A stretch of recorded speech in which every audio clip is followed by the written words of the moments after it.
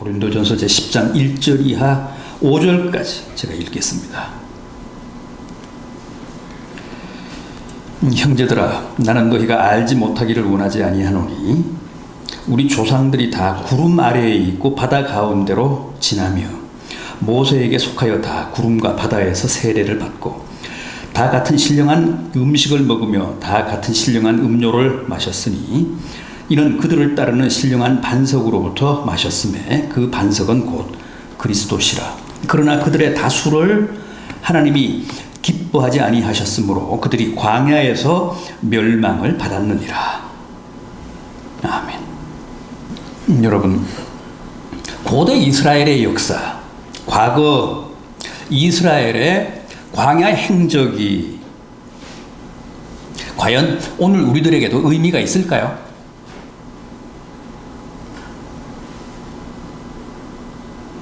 중요할까요?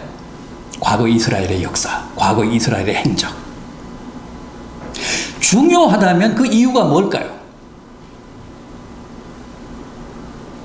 시대는 바뀌었지만 하나님이 당신의 백성들을 관리하시고 이끄시는 방식은 예나 지금이나 결코 다르지 않기 때문에 그렇습니다.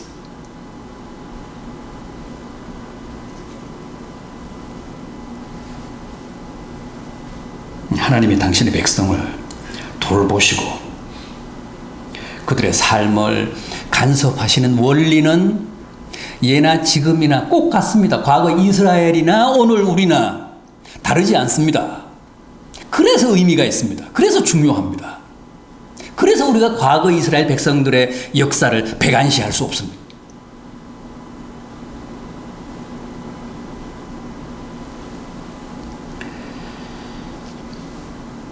오늘 본문에 이어지는 6절을 보면, 제가 오늘은 5절까지만 읽어드렸는데 6절을 보면 과거 이스라엘의 광야 생활, 광야 여정이 그대로 오늘 우리들의 본보기라고 합니다. 본보기가 된다고 합니다.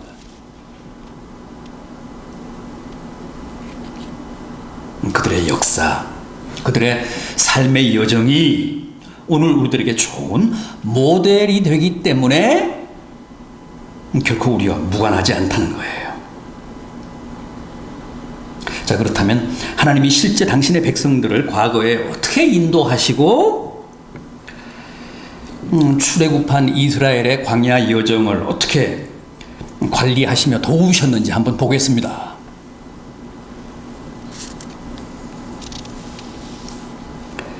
우선 가까운 지중해 해안길을 두고 먼 광야길로 그들을 돌아가게 하셨다고 합니다.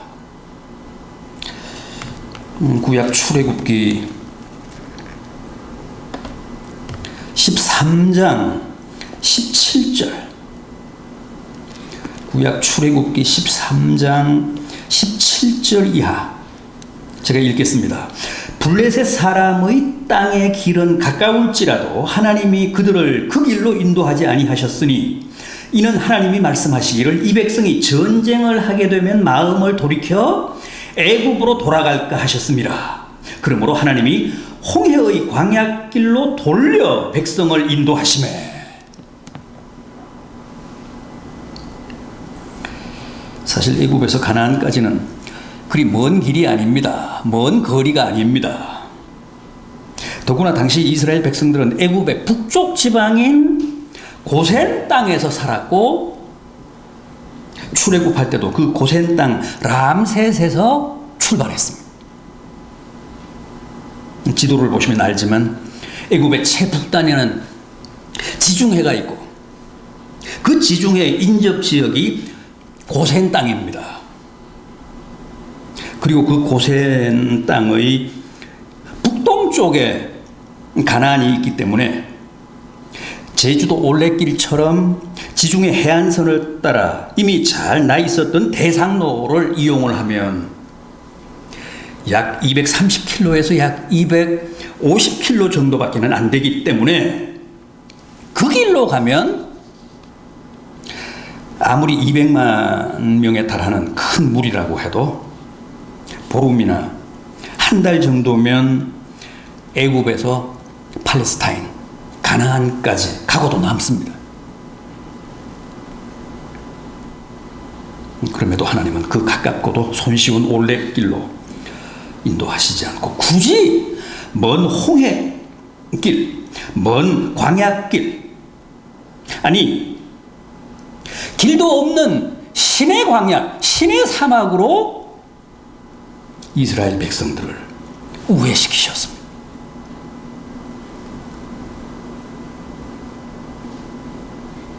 가나안은 북동쪽이고 홍해와 신의 광야는 남동쪽이니까 완전히 반대 방향인데 어쨌든 하나님이 그 길로 북쪽으로 가야 되는데 남쪽으로 이스라엘 백성들을 인도하셨다는 거예요. 왜 그러셨다고요? 쉬운 길, 가까운 길, 지중해 올레길로 가면 반드시 애굽과 가나안 사이에 있는 블레셋을 통과해야 되는데 블레셋 사람들이 그걸 허용할 리가 없고, 그래서 자칫 블레셋과 전쟁이라도 벌어지게 되면 당시 이스라엘은 전혀 전쟁할 준비가 되어 있지 않았기 때문에 백성들이 겁을 먹고 다시 애굽 땅으로 달아날까 봐 하나님이 가까운 길을 포기하시고 멀고도 험한 광야길로 이스라엘 백성들을 돌아가게 하셨다는 거예요.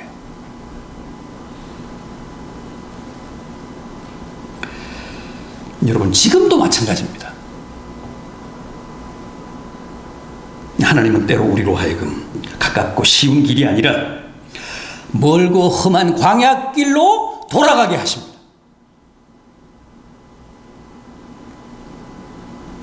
그럴 때 야속해하거나 억울해하거나 하나님을 너무 원망하지 마십시오. 다 이유가 있습니다. 다 나를 위해서입니다. 잘 닦인 쉬운 길로 가다가 우리보다 훨씬 더 강한 적을 만날까, 블레셋이 무서워서 다시 애굽으로 도망칠까 봐 우리를 그렇게 고의적으로 우회시키시는 겁니다. 하나님은 우리가 감당할 수 있는 시험은 허락하시지만 우리 앞에 우리가 가는 길에 우리가 감당할 수 없는 시험이 기다리고 있을 때는 차라리 먼 광야길로 돌아가게 하십니다.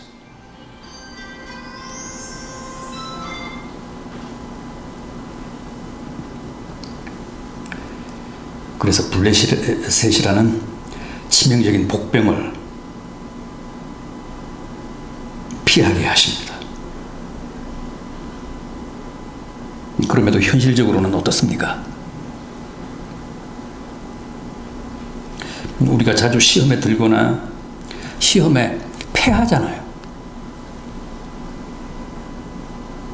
우리가 이길 수 있는 시험만 허락하시고 감당할 수 있는 시험은, 감당할 수 없는 시험은 피하게 하셨다면 그런 일이 없어야 되는데, 시험에 드는 일이 없어야 되는데, 시험에 패하는 일이 없어야 하는데, 현실적으로는 우리가 항상 시험에 패하잖아요. 왜 그럴까요?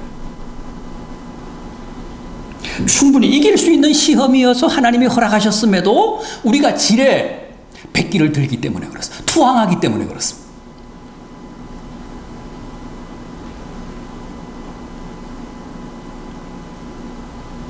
여러분 꼭 기억하십시오. 그게 어떤 시험이든 하나님이 허락하시는 것은 우리가 이깁니다. 만약 우리가 이길 수 없는 시험이면 과거 이스라엘 백성들처럼 하나님이 사전에 우리를 먼 광야길로 돌아가게 하사 그 시험과 맞닥뜨리게 하시지 않습니다.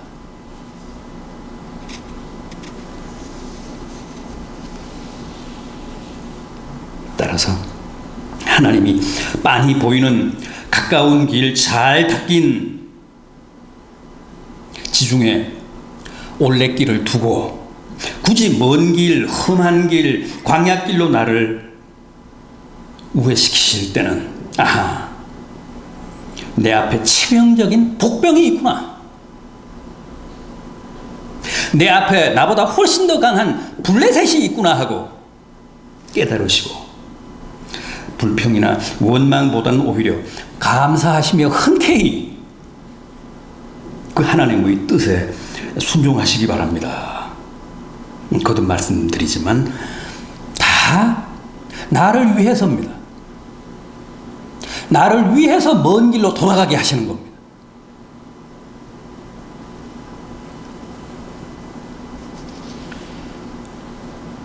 다음은 구름 기둥, 불 기둥으로 그들을 인도하셨다고 합니다. 역시 출애굽기 13장 21절이 합니다. 여호와께서 그들 앞에서 가시며 낮에는 구름 기둥으로 그들의 길을 인도하시고 밤에는 불 기둥을 그들에게 비추사 낮이나 밤이나 진행하게 하시니 낮에는 구름 기둥 밤에는 불 기둥이 백성들 앞에서 떠나지 아니하니라. 낮에는 구름 기둥으로 살인적인 사막의 폭염을 막아주시고 또 밤에는 불 기둥으로 그들을 따뜻하게 보호해 주셨다는 겁니다. 신의 광야는 낮에는 40도에서 49도, 밤이 되면 영상 10도 이하로 기온이 떨어지는데 어떤 때는 영하로도 내려간다고 합니다.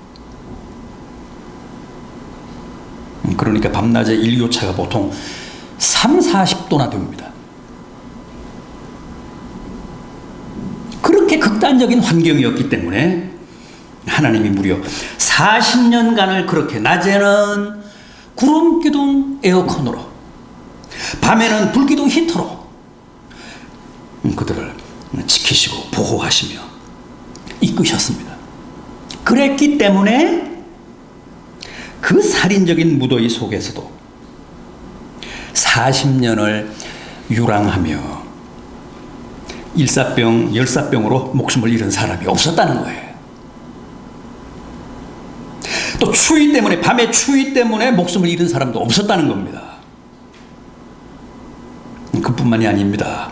낮에는 구름 기둥이 그들 앞에서 가며 백성들을 인도하고 밤에는 불 기둥이 그들을 비추며 백성들을 인도해서 낮이나 밤이나 그들로 하여금 길을 잃지 않고 진행하게 했다는 겁니다. 구름 기둥, 불 기둥이 그들을 시원하게 따뜻하게 했을 뿐만 아니라 백성들 앞에서 밤낮으로 그들을 인도했다는 거예요. 광야에는 길이 없습니다. 광야에서는 방향 감각도 상실합니다. 잃어버립니다. 당시 이스라엘 백성들은 무슨 나침반으로 가나안을 찾아간 게 아닙니다. 별자리를 보고 방위를 확정한 게 아닙니다.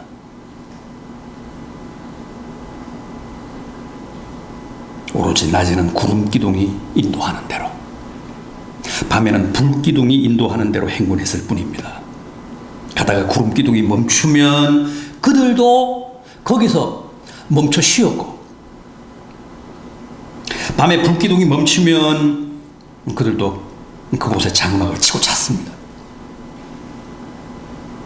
또 구름 기둥, 불 기둥이 움직이기 시작하면 그들도 다시 그 뒤를 따라 행군에 나섰습니다.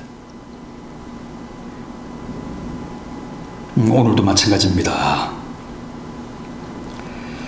하나님은 지금도 우리를 낮에는 구름 기둥으로 보호하시며 인도하시고 또 밤에는 불 기둥으로 지키시며 이끌고 계십니다.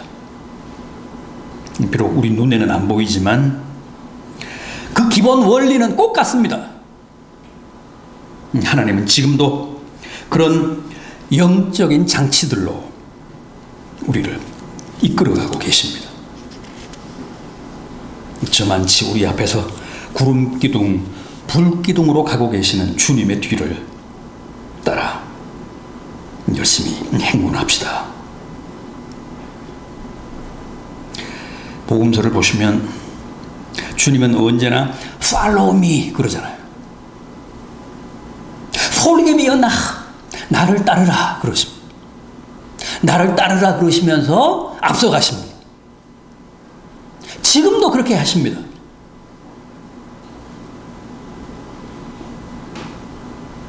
엉뚱한 길로 새지 않고 언제나 주님을 바짝 쫓는 자는 반드시 낮에는 구름기둥, 밤에는 불기둥의 보호를 받으며 결코 낙오하는 일 없이 저 가나안까지 무사히 그리고 성공적으로 행군하게 되실 겁니다.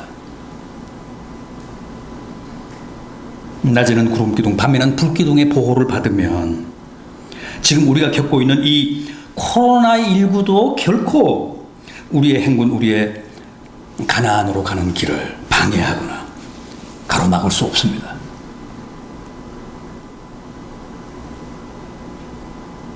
구름기둥, 불기둥의 안내와 보호를 받으면 그 어떤 적도 우리를 해치지 못합니다. 확신을 가지시고 늘 담대하고 용감하게 또 부지런히 주님의 뒤를 쫓는 성도들 되시기를 간절히 바람하지 않습니다. 또 있습니다. 신령한 음식을 먹게 하셨다고 합니다. 오늘 본문인 이 고린도전서 10장 3절을 보십시오. 고린도전서 10장 3절을 보십시오. 다 같은 신령한 음식을 먹으며, 여기서 말씀하는 이스라엘 백성들이 40년간 광야에서 먹었다는 신령한 음식이 뭡니까? 만나 아닙니까?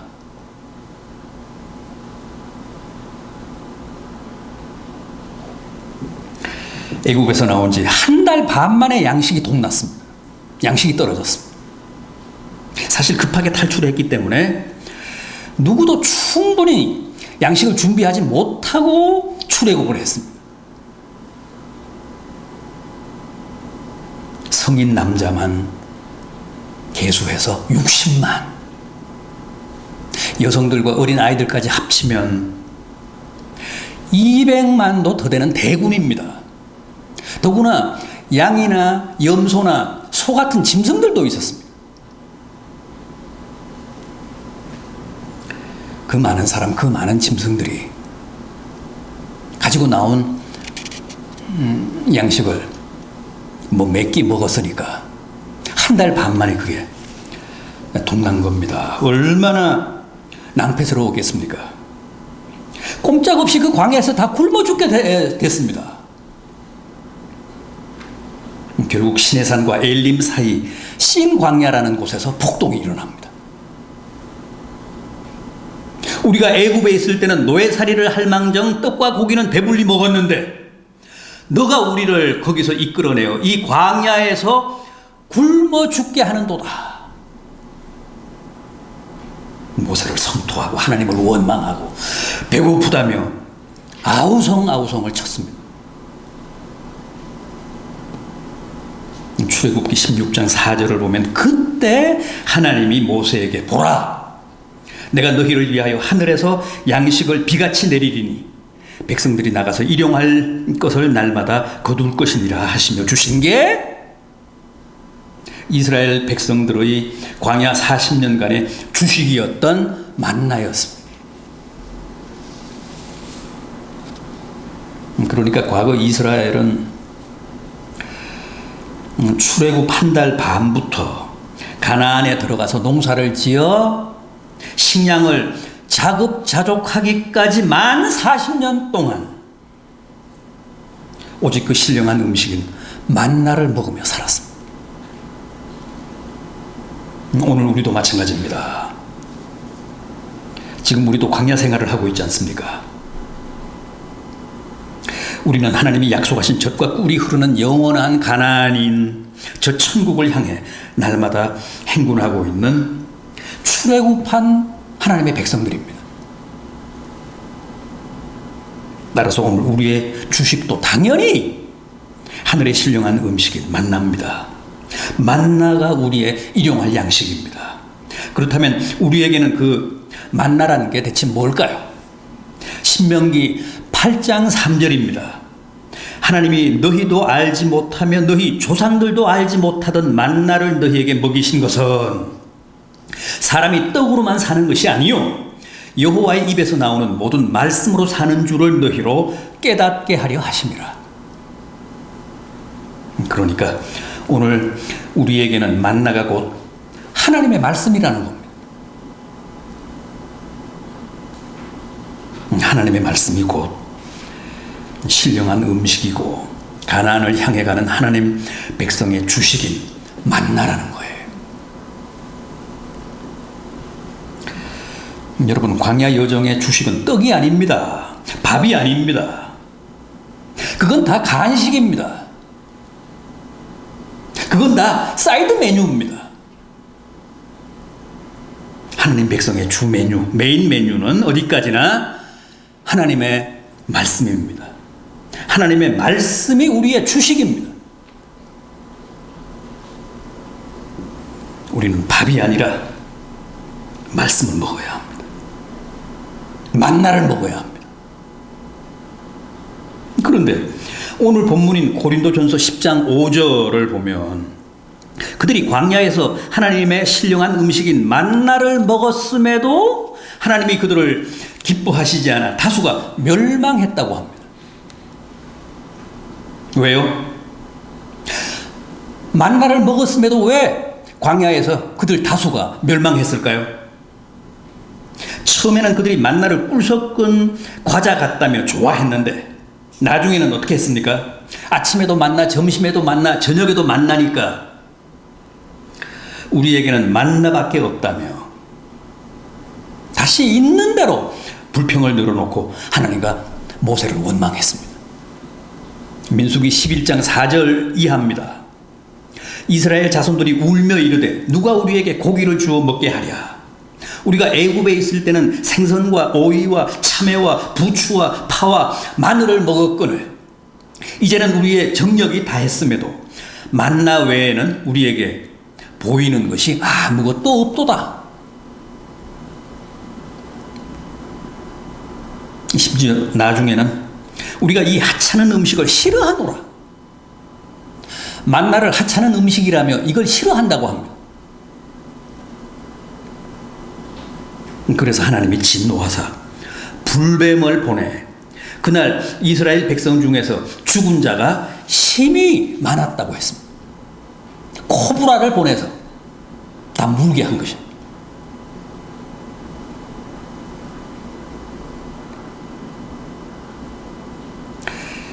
오늘 우리도 그렇잖아요. 밤낮 말씀이지 않습니까? 새벽에도 말씀, 오전에도 말씀, 오후에도 말씀, 저녁에도 말씀, 매 끼마다 매 순간마다 읽기도 하고 듣기도 하고 쓰기도 하고 큐티도 하고 말씀을 강조하고 또 강요합니다. 그렇잖아요. 아무리 신령한 음식이고 주식이라고 해도 요즘 우리가 트로트에 치를 떨듯이 저만 치를 떱니까? 말씀에 질려서 다들 말씀을 두려워할 정도입니다.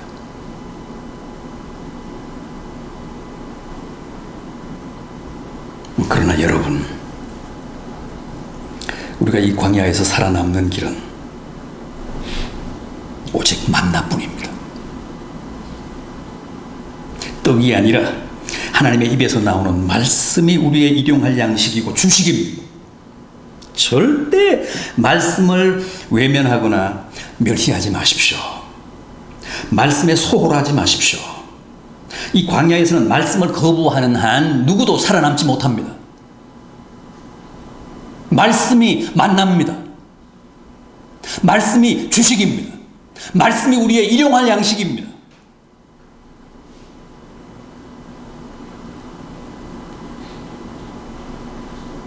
이 박한 음식을 우리가 싫어하노라 그러지 마십시오. 그러다 그러다가 신령한 음식인 만나를 먹었음에도 많은 이스라엘 백성들이 광야에 뼈를 묻었습니다.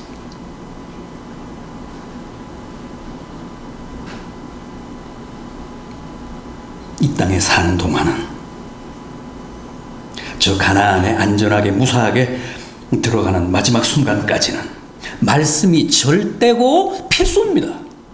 반드시 만나를 먹어야 합니다.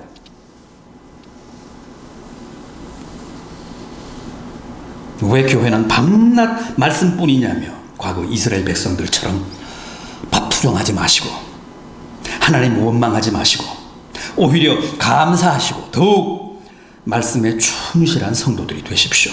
그래서 끝까지 건강하게 불뱀에 물려 낙오하지 않고 광야에 뼈 묻지 않고 객사하지 않고 다 가나안까지 천국까지 안전하게 입성하시는 복된 성도들 되시기를 진심으로 기원합니다.